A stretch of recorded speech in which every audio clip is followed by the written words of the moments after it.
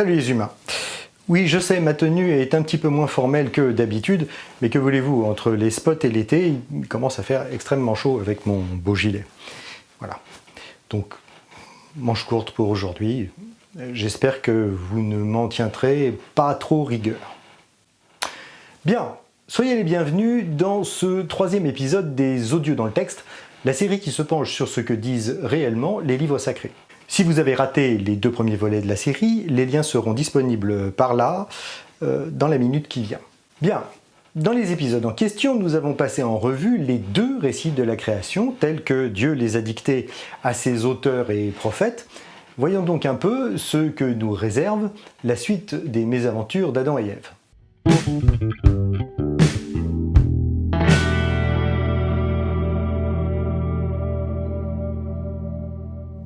Oui, alors je dis mésaventures parce que le chapitre de la Genèse que nous nous proposons d'étudier aujourd'hui s'intitule La chute. Bon, au moins les choses sont claires, on sait d'avance que ça va merder. Faut reconnaître ça aux auteurs de la Bible, ils ne craignent pas de spoiler. Alors, qu'est-ce que ça nous dit ? Le serpent était le plus rusé de tous les animaux des champs que Yahvé Dieu avait fait. On attaque fort. Je vous rappelle que la dernière information du chapitre précédent était qu'Adam et Ève n'avaient pas honte d'être à poil l'un devant l'autre. Vous avouerez que la transition est un peu rude. La Bible ne nous apprend rien sur la façon dont les deux premiers humains vivaient dans le jardin d'Éden. Ce qu'ils font de toute la journée. À quoi s'occupent-ils ? Passent-ils leur journée à zigouni-pilou-pilé ? Ou alors à se goinfrer de framboises ou de mûres ? Si c'est le cas, quelle est la réaction de leur système digestif ? Sont-ils végans ou végétariens ? Bref, on aimerait bien savoir un peu comment ça se passe, mais non. La Bible ne nous dit pas ça. Rien, que dalle. Que chi, nada, walou. L'histoire reprend donc directement sur le serpent. Comme je l'ai déjà dit, je ne suis pas, par principe, rétif à l'ellipse. Mais enfin, tout de même. Donc, on nous informe que Dieu a fait le serpent rusé. Ok. Mais pour autant, être rusé ne signifie pas forcément qu'on est méchant ou mauvais ou malveillant. Parce que, par exemple, Rahan, le fils des âges farouches, était un mec rusé et pourtant vachement sympa. Alors, bon, ça dit quoi ensuite ? Il dit à la femme, « Alors Dieu a dit, vous ne mangerez pas de tous les arbres du jardin. » Alors ça, du point de vue littéraire, c'est assez intéressant. En effet, la question que pose le serpent est purement rhétorique, puisque manifestement, il est au courant de l'interdiction. Il paraît indubitable que son seul but est d'amener Ève à rappeler cette interdiction, ainsi que la punition prévue si elle ou Adam ne s'y conformaient pas. Et vous vous souvenez des termes exacts de Dieu au verset 17 ? « Tu mourras certainement ».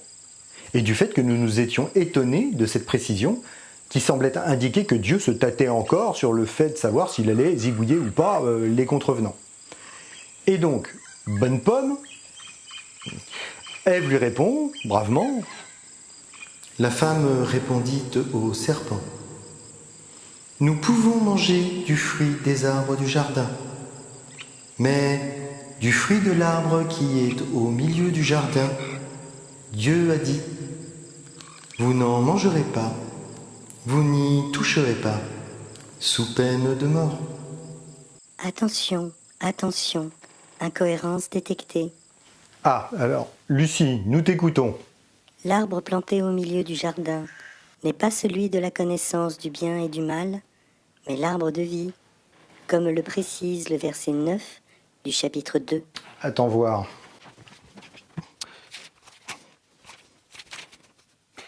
Oui, c'est vrai, tu as raison.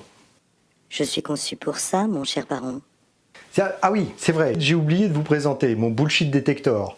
Tu dis bonjour, Lucie ? Bonjour, humain. C'est un système d'intelligence artificielle hyper sophistiqué et auto-évolutif qui compare instantanément les textes et ça permet de déceler les incohérences, les mensonges, les oublis plus ou moins volontaires, les sous-entendus, etc. Et comme sa mission est de nous aider à mettre en lumière les aspects sombres des textes dits sacrés, je l'ai appelée Lucie. Un choix que je trouve particulièrement judicieux, que j'approuve sans réserve et dont je vous remercie. Mais il t'en prie, il t'en prie. Bref, vous vous doutez bien que dans le cadre de nos émissions, ces interventions ne seront pas rares. Je n'y manquerai pas, monsieur le baron. Ce dont nous te remercions d'avance. Reprenons. Ève a bien retenu la leçon. Ce qui lui pend au nez, c'est la mort. Seulement, dans le jardin d'Éden, rien ne meurt. Pour Ève, cette menace n'a aucune réalité. Ce n'est qu'un vague concept dont, en l'état de ses connaissances, elle ne peut saisir l'importance et la gravité, en particulier son caractère irréversible. La mort pour Ève, qui n'y a jamais été confrontée, cela ne veut littéralement rien dire. C'est quelque chose qui lui est tout bonnement inconcevable. Elle n'a donc aucune raison de penser que c'est si grave que ça d'aller manger du fruit interdit. Le serpent répliqua à la femme. Pas du tout. Vous ne mourrez pas. Mais Dieu sait que le jour où vous en mangerez, vos yeux s'ouvriront et vous serez comme des dieux qui connaissent le bien et le mal. En l'occurrence, on peut constater que le serpent dit vrai. Ni elle ni Adam ne mourront tout de suite s'ils mangent du fruit. Mais ils vont devenir mortels.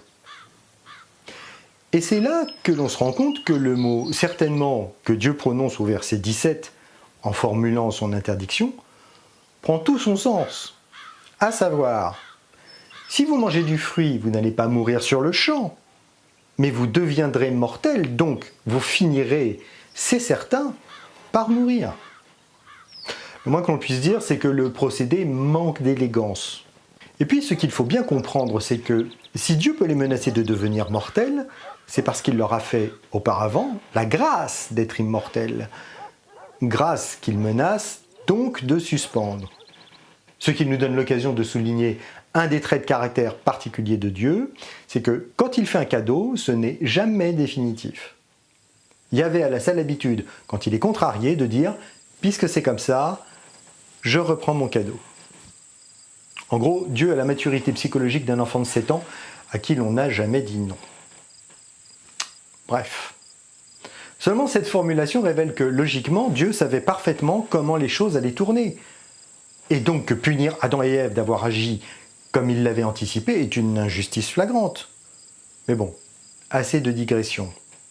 Maintenant, penchons-nous un peu sur la précision donnée par le serpent. Vous serez comme des dieux. En voilà une étrange formulation. Parce qu'il semble sous-entendre qu'il y aurait d'autres dieux que Yahvé. Je rappelle que nous avions déjà évoqué cette hypothèse lors de notre analyse des 10 commandements. Épisode dont je vous mets le lien ici, au cas improbable évidemment, où vous ne l'auriez pas déjà vu. Si je puis me permettre, c'est malheureusement tout à fait probable s'ils ne sont pas abonnés. Ah oui, tu as raison. S'ils ne veulent pas en rater d'autres, il serait judicieux de leur suggérer de s'abonner. Merci Lucie pour ces excellents conseils. Je crois que le message est bien passé. Nous allons donc... Si je dis ça, monsieur le baron, c'est uniquement dans votre intérêt. Mais merci beaucoup Lucie. Nous savons tous désormais à quel point tu prends ta mission et notre travail à cœur, ce dont nous te remercions grandement. Maintenant, il faudrait vraiment qu'on avance. Hein ? Bien sûr. Désolé. Je t'en prie. Merci à toi. Donc, où en étions-nous ? Ah oui. Nous nous interrogions sur l'insinuation du serpent quant au changement de statut des deux humains après ingestion du produit prohibé. Alors, le serpent suggère-t-il vraiment qu'Adam et Ève pourraient devenir les égaux de Dieu ? C'est une hypothèse qui se tient car ils sont déjà pourvus d'une des caractéristiques principales de la divinité, à savoir l'immortalité. De plus, si Dieu les a véritablement conçus à son image, c'est-à-dire semblables à lui, ils sont théoriquement dotés des caractéristiques de la divinité. Corps parfait, tout ça. Puis, franchement, un Dieu surpuissant qui règne sur des dieux inférieurs dans un endroit idyllique, ça ressemble quand même beaucoup aux mythologies antiques du coin. Je trouve. Hein ? À croire que les auteurs de la Bible auraient pu y puiser leur inspiration divine. Pour résumer, le serpent suggère à Ève que si Dieu ne veut pas qu'elle et Adam mangent du fruit, c'est parce qu'ils pourraient eux-mêmes devenir des dieux ou découvrir que Yahvé n'est pas le seul Dieu disponible. La femme vit que l'arbre était bon à manger et séduisante à voir, et qu'il était cet arbre désirable pour acquérir l'entendement. Le texte nous confirme ainsi qu'Ève trouve désirable d'apprendre. Mais du coup, qui a implanté en elle cette soif de connaissance, si ce n'est Dieu ? Pour éviter que les choses ne dégénèrent, il lui aurait suffi de ne pas la doter de cet élan de curiosité. Car tout est là au fond. C'est cette pulsion irrépressible qui l'a conduite à contrevenir à l'interdiction. Or, non seulement Dieu implante en elle ce désir incontrôlable, mais il néglige surtout de la doter de la force de caractère nécessaire pour y résister. C'est à croire qu'il voulait que cette histoire parte en couille. Mais bon. Elle prit de son fruit et en mangea. Elle en donna aussi à son mari qui était avec elle, et il mangea.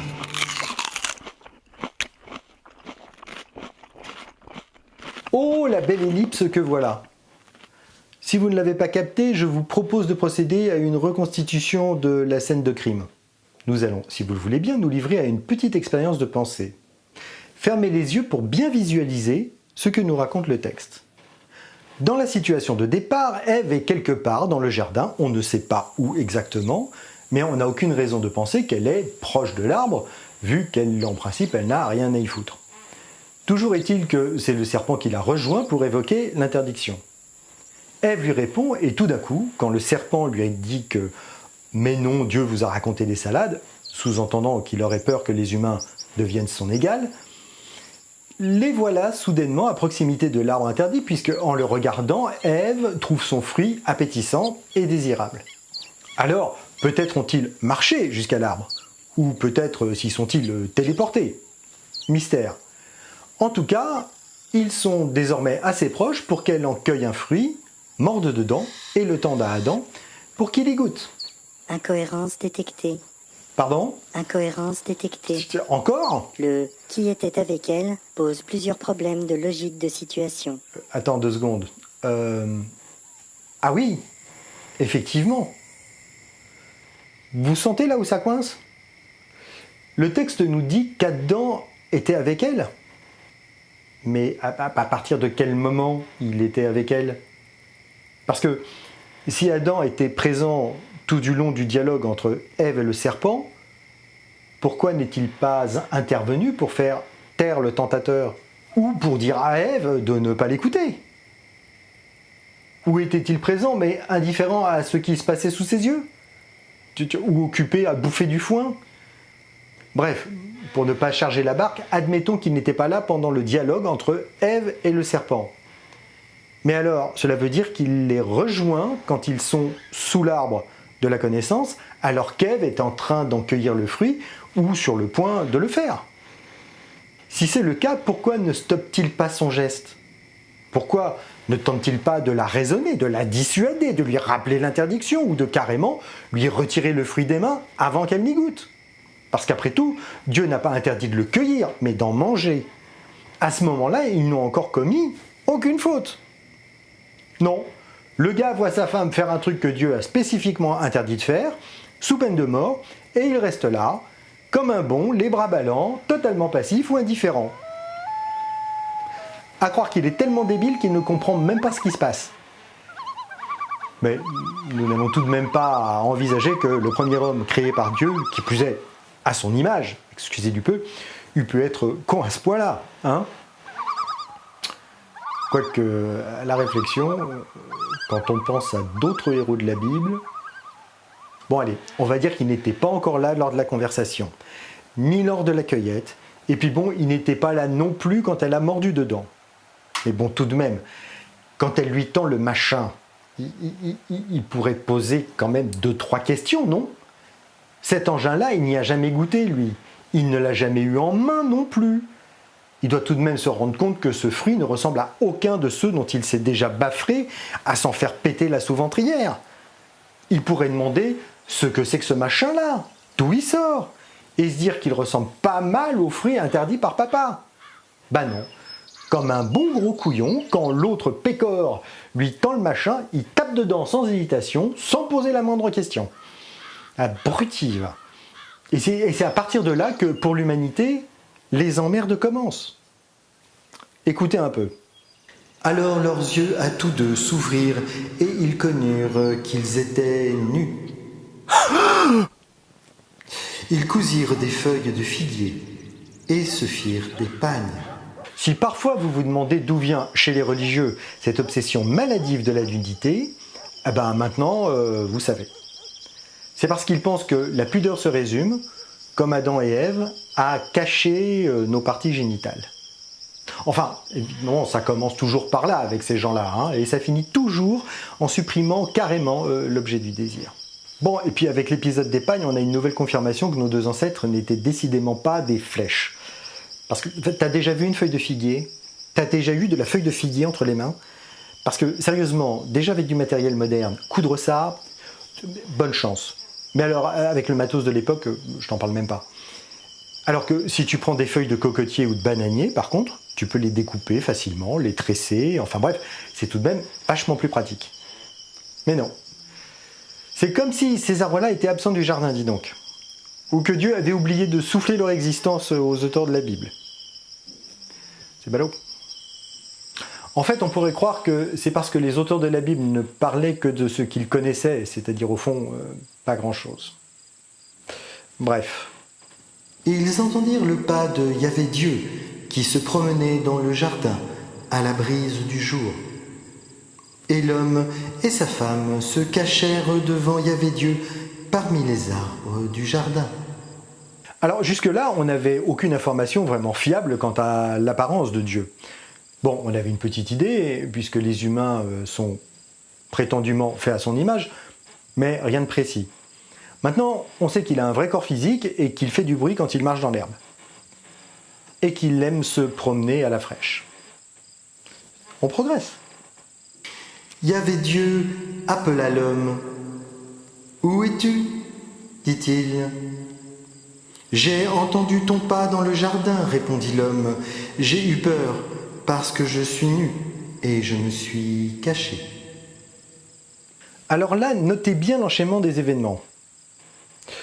Tout le temps que le serpent, Adam et Ève batifolent dans le jardin et s'apprêtent à faire la connerie majeure à l'origine de toutes les souffrances de l'humanité, Yahvé est aux abonnés absents.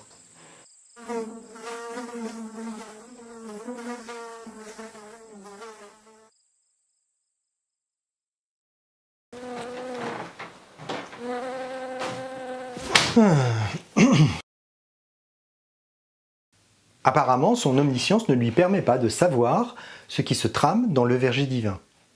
Il ne voit rien, n'entend rien, ne se doute de rien. Mais dès que le crime suprême est commis, le voilà qui débarque, comme un pion de pensionnat qui se cache dans les toilettes pour y surprendre les garçons venus y jouer à qui est la plus grosse. C'est pathétique. Vous noterez que Dieu soigne son personnage de faucheton en faisant mine de ne pas savoir où se trouvent les deux humains. On dirait un adulte qui prétend ne pas voir les pieds des gamins qui dépassent du rideau dans une partie de cache-cache. Ou alors, il est victime du syndrome de Superman, sauf que ce à travers quoi Yahvé ne peut pas voir, ce n'est pas le plomb, mais de la feuille de figuier. Quant à Adam et Ève, ils ont manifestement le comportement et la maturité psychologique d'enfants de 5 ans. Et ce que répond Adam quand il se décide à sortir de sa cachette le démontre. Il sait très bien qu'Ève et lui ont désobéi, qu'ils ont fait une grosse bêtise et que le vieux va piquer une crise. Ce dont il a peur, ce n'est pas d'être vu nu, c'est que sa faute soit découverte. Alors, comme un pauvre gamin a pris la main dans le pot de confiture, il tente un truc. Et il comprend tout de suite que son piteux mensonge ne va pas prendre. Il reprit « Et qui t'a appris que tu étais nu ?» Vous noterez la curieuse formulation du récit, car celui qui parle en dernier, ce n'est pas Yahvé, c'est Adam. Or là, c'est bien Yahvé qui reprend la parole. Cela suggère qu'entre cette phrase et la réponse d'Adam, Yahvé lui a posé une autre question dont nous n'aurons jamais la teneur. Sans doute y a-t-il eu de la friture sur la ligne au moment où Yahvé dictait son récit au prophète qui était chargé de la transcription, et que celui-ci n'a pas osé lui dire qu'il avait mal capté le message. Ouais, franchement, hein, quand on est simple sténo, il est assez mal vu de faire répéter le patron. Donc, on peut comprendre. Tu as donc mangé de l'arbre dont je t'avais défendu de manger.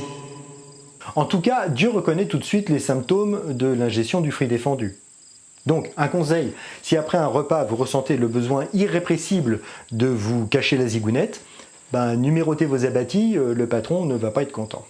On vous l'a assez répété, négliger de vous renseigner sur la traçabilité des produits que vous consommez peut avoir des conséquences néfastes sur votre santé et celle de toute l'humanité. C'est tout de même pas la mer à boire. Bref. L'homme répondit, « C'est la femme que tu as mise auprès de moi qui m'a donné de l'arbre et j'ai mangé. » Ah, encore une fois, on admirera avec quelle maturité, quel courage, Adam assume les conséquences de ses actes. Non, en fait, comme n'importe quel garçon de 5 ans pris sur le fait, il pointe du doigt sa petite sœur pour expliquer que c'est elle la coupable. Il en profite d'ailleurs pour faire remarquer à Dieu que ce qui arrive est aussi un petit peu de sa faute, vu que c'est lui qui lui a collé cette fichue femelle dans les pattes. Ce en quoi, soyons honnêtes, il n'a pas tout à fait tort, comme nous l'avons expliqué plus haut. Et oui, il est clair que si Yahvé avait voulu qu'Adam ne fasse pas cette bêtise, il lui aurait suffi de ne pas équiper Ève de ce trait de caractère si typiquement féminin que l'on nomme pousse au crime. Oui, oh d'accord, cette blague est misogyne. Bon, allez, que celle qui n'a jamais dit que tous les hommes étaient des lâches me jette son premier journal intime. Bon, poursuivons, voulez-vous ? Yahvé Dieu dit à la femme, « Qu'as-tu fait là ?» Et la femme répondit, « C'est le serpent qui m'a séduite, et j'ai mangé. » Encore une question rhétorique. Yahvé sait parfaitement ce qu'a fait Ève. Il est omniscient, je le rappelle. Et d'ailleurs, Ève ne dit pas ce qu'elle a fait, elle explique pourquoi elle l'a fait. Parce que le serpent l'a séduite. Ce qui en soi n'est pas tout à fait juste, car ce n'est pas le serpent qui lui a rendu le fruit de l'entendement désirable. D'ailleurs, le texte le dit, je vous le rappelle, la femme vit que l'arbre était bon à manger et séduisant à voir. C'est donc bien Dieu qui a rendu l'arbre et son fruit désirables et séduisants aux yeux d'Ève, pas le serpent.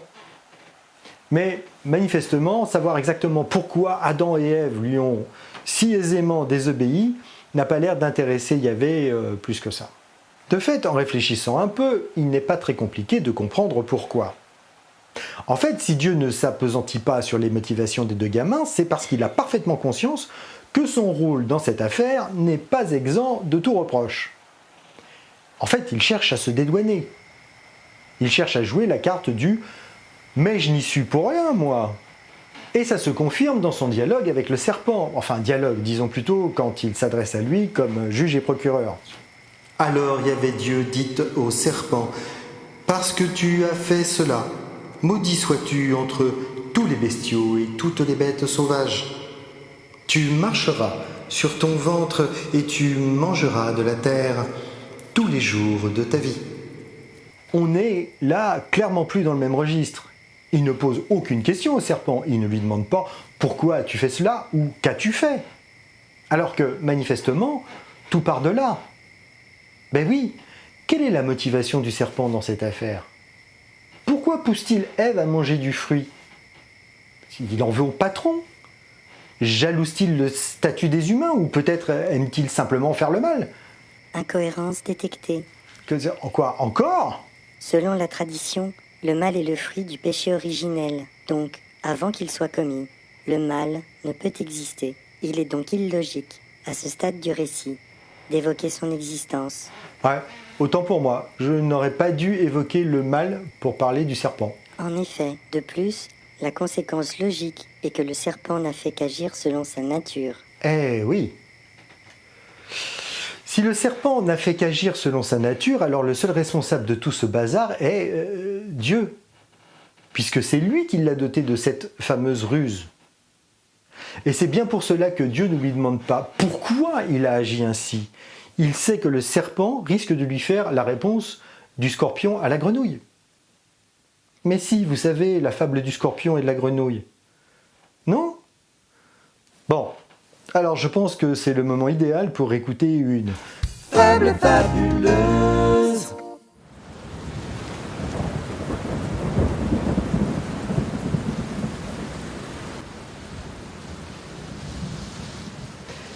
Alors qu'il traversait un lit d'oued asséché, une soudaine crue oblige un scorpion à trouver un refuge sur une élévation que bien vite les flots menacent de noyer. Pour avoir la vie sauve, il comprend qu'il lui faut gagner une des rives à l'aide d'un radeau. Mais sur son monticule, il n'y a aucun arbre, seulement de la terre et du rocher tout glabre. Alors qu'il se lamente de la montée des eaux et du sort qui l'attend en cas d'immersion, il avise, non loin, postée sur un roseau, une jeune grenouille de belle constitution. Il sait que l'animal peut flotter sur les ondes. Il jalouse ce trait, mais alors qu'il y songe, il lui vient à l'esprit cette idée saugrenue de monter sur son dos pour mieux fuir la crue. La grenouille, bien sûr, en le voyant venir, ne doute pas un instant que ce soit pour lui nuire. Mais le scorpion la hèle de sa voix la plus douce, la priant de vouloir venir à sa rescousse. De toute la douceur dont il a les moyens, il tâche de rassurer le gentil batracien, lui montrant que son sort étant lié au sien, il a toute raison de lui vouloir du bien. Si je te tue, dit-il, je me condamne aussi. Or, si je veux ton aide, c'est pour rester en vie. Laisse-moi, s'il te plaît, traverser sur ton dos. Je ne veux pas mourir dans ce méchant ruisseau. La grenouille, trouvant son discours raisonnable, sa demande fort humble, son air inoffensif, laisse enfin le scorpion s'installer sur son rable afin de le porter à l'abri d'un récif. Les voilà donc partis pour traverser les flots. Mais alors qu'ils arrivent en plein milieu de l'eau, la grenouille soudain pousse un cri de douleur, car le dard du scorpion lui transperce le cœur. Encore stupéfaite de cette trahison, la bête agonisante interroge le félon. Pourquoi faire cela? Qui nous condamne à mort? La sinistre bestiole lui répondit alors: comment t'étonnes-tu de cette forfaiture? Le dard pour un scorpion a fonction de piqûre. Je n'ai fait que subir ma pente naturelle. Il est vrai que pour toi, la leçon est cruelle. Ce qu'il faut retenir de ta mésaventure, c'est qu'on ne peut jamais combattre sa nature.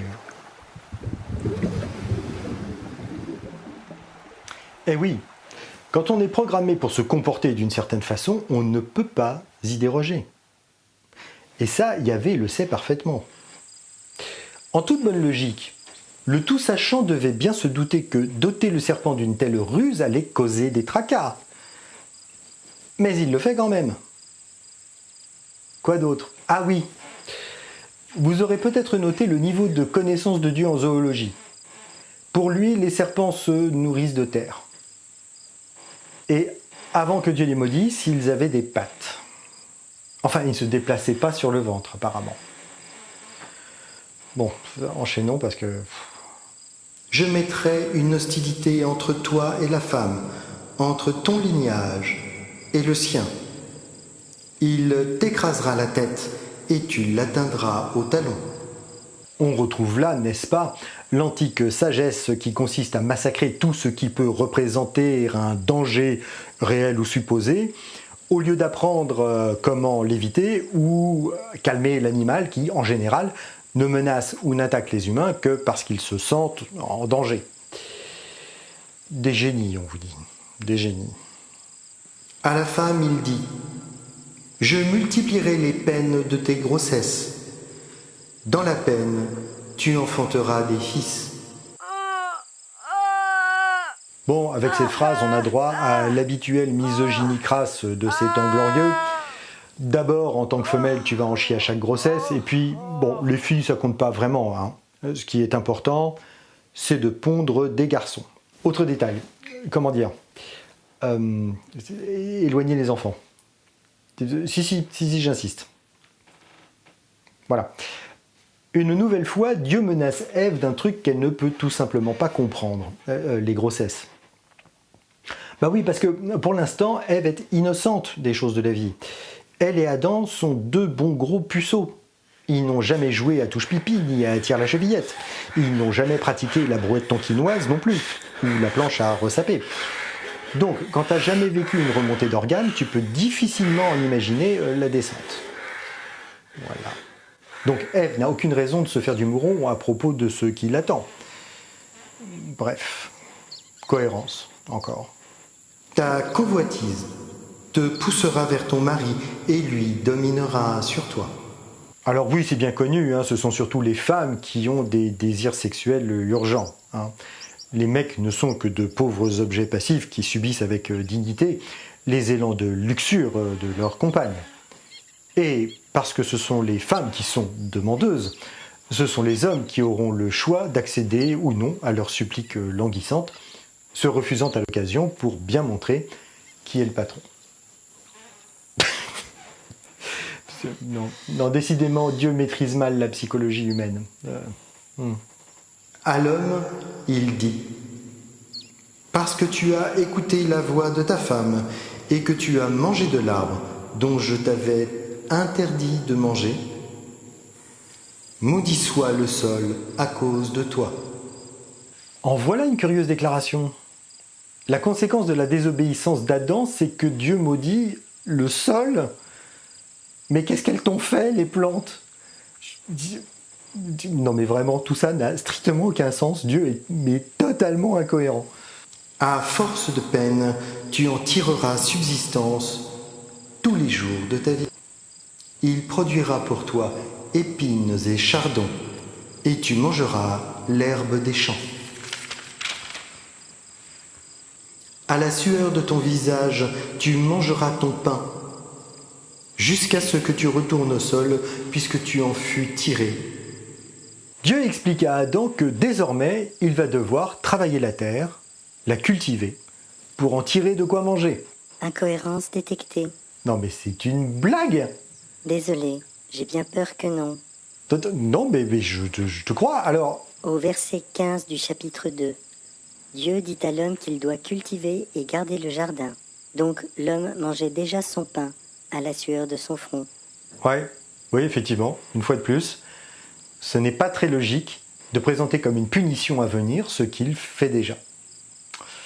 Merci Lucie. Avec plaisir, monsieur le baron. Ok, donc Adam devra bosser pour bouffer, et ce jusqu'à sa mort, qui se caractérisera par son enterrement et la décomposition de son corps.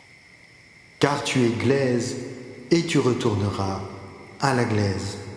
Ce qui paraît comme ça être un juste retour des choses, puisqu'il a été, vous vous en souvenez, façonné par Dieu dans la glaise. Et du coup, je me demande, comment ça se passe pour Ève? Parce que si après la mort, on retourne aux matériaux d'origine, elle redevient quoi, elle, du coup? Une côte d'Adam? Elle se réintroduit dans sa cage thoracique, où on déterre une autre côte de son mec déjà mort pour qu'elle fusionne avec. Enfin, le processus n'est pas super clair.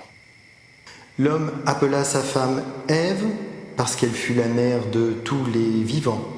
Encore un exemple de phrase biblique se voulant éclairante et qui en fait n'a strictement aucun sens. À ce moment-là de l'histoire, Ève n'est la mère de personne, car ni elle ni son mec n'ont reçu l'ordre de Zigouini-Piloupilé pour peupler la planète. Comme la première phrase du chapitre suivant l'explique, ils ne savent même pas encore ce qu'est la sexualité.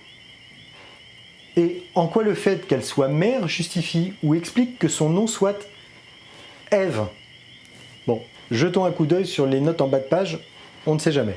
Alors, je cite. Le nom d'Ève, Hawa, est expliqué par la racine Aya, vivre.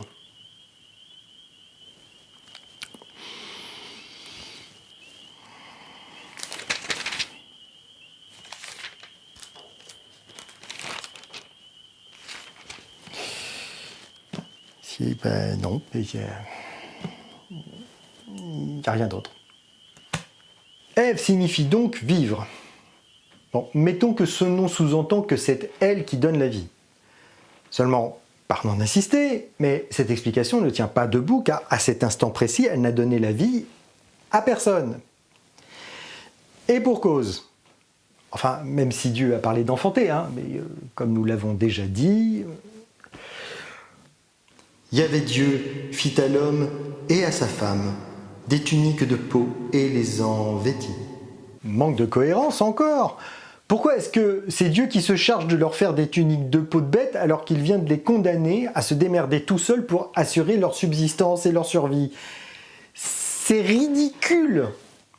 Puis Yahvé Dieu dit, voilà que l'homme est devenu comme l'un de nous pour connaître le bien et le mal. Mais comment ça, nous? C'est-à-dire, qu'est-il devenu? Un dieu parmi d'autres dieux? Yahvé ne serait donc pas le Dieu unique? Non, mais franchement, vous avouerez, c'est bien le bordel. Qu'il n'étende pas maintenant la main, ne cueille aussi de l'arbre de vie, n'en mange et ne vive pour toujours. Et enfin, les notes en bas de page nous expliquent que l'homme est mortel par nature et que l'immortalité était une grâce que Dieu lui avait faite. Donc cet arbre n'a a priori aucune raison d'être. Et Yahvé Dieu le renvoya du jardin d'Éden pour cultiver le sol d'où il avait été tiré. Bon, pour une fois, ça c'est assez clair, reconnaissons-le, ne boudons pas notre plaisir. Seulement ensuite, ça se gâte. Il bannit l'homme, et il posta devant le jardin d'Éden les chérubins et la flamme du glaive fulgurant pour garder le chemin de l'arbre de vie.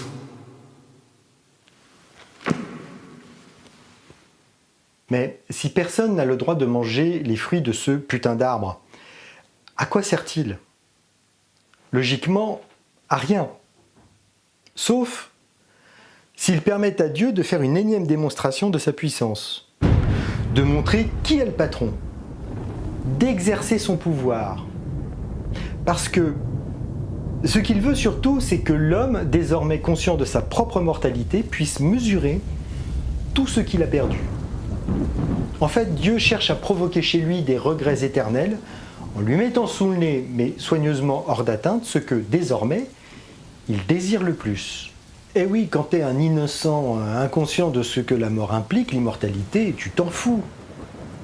Mais dès que tu prends conscience de ta propre finitude, alors soudain, ce que tu as perdu et que tu prenais pour définitivement acquis, te semble désormais infiniment désirable.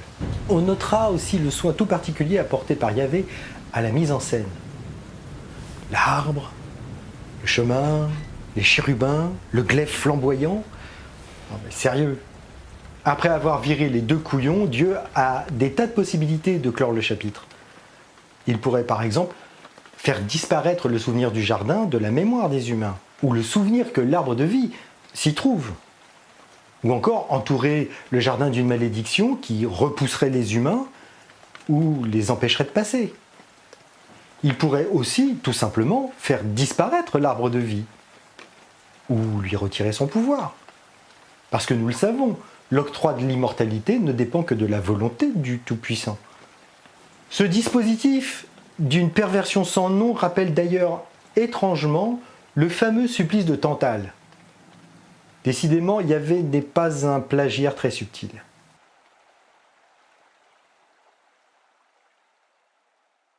Alors, quelles sont les leçons que nous pouvons tirer de cette lecture? Ce qui apparaît clairement quand on analyse l'enchaînement des événements et l'attitude de Dieu, c'est qu'il a tout fait pour que ça parte en cacahuète. Le fait qu'il n'interroge pas le serpent sur ses motivations à inciter Ève à commettre l'irréparable est particulièrement frappant et suspect. La seule explication logique à son comportement, c'est qu'il sait parfaitement que le serpent n'avait pas le choix. Celui-ci n'a fait que suivre sa nature, c'est-à-dire ce dont Yahvé l'a doté.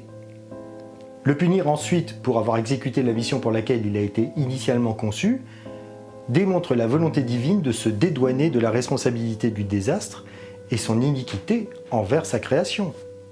Et il fait très exactement la même chose à Adam et Ève. Ils n'ont pas les moyens intellectuels de comprendre les tenants et les aboutissants de leurs actes. ironiquement, seule l'acquisition de ce qui leur est interdit leur donne accès à cette compréhension. Ils doivent briser l'interdit pour pleinement comprendre la portée de leur acte. Et qu'est-ce qui les pousse à commettre l'irréparable? Leur désir d'avoir accès à la connaissance. Mais d'où vient ce désir? Les apologistes nous disent que c'est la nature humaine. Mais c'est bien Dieu qui a forgé la nature humaine, qui a implanté dans le cerveau de notre espèce cette soif d'apprendre, de comprendre le monde. Quel intérêt de provoquer une soif que l'on interdit ensuite d'étancher? Cela n'a aucun sens. Dans le genre pervers, ça se pose là.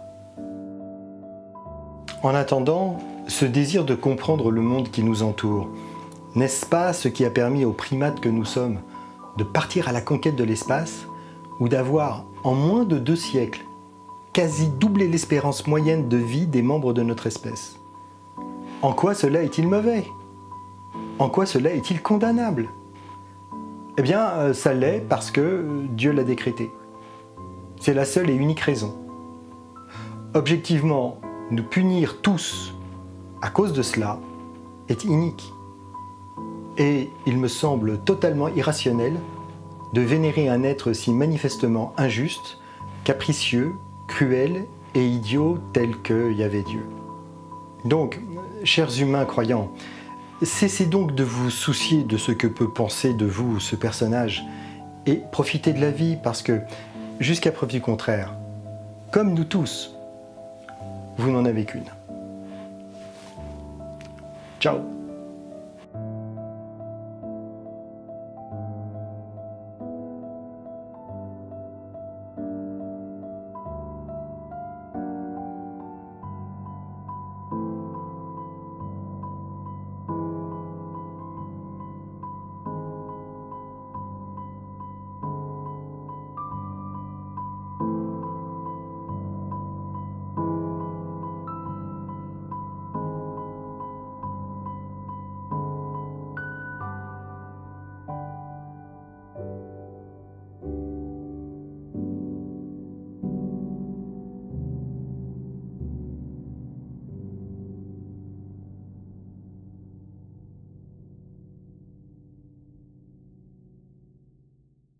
Voilà, c'est tout pour aujourd'hui. Au cas où certains ne le sauraient pas, la chaîne a franchi la barre des 3000 abonnés.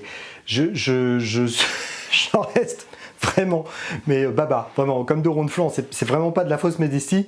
Vraiment, je suis assez stupéfait de ce qui se passe.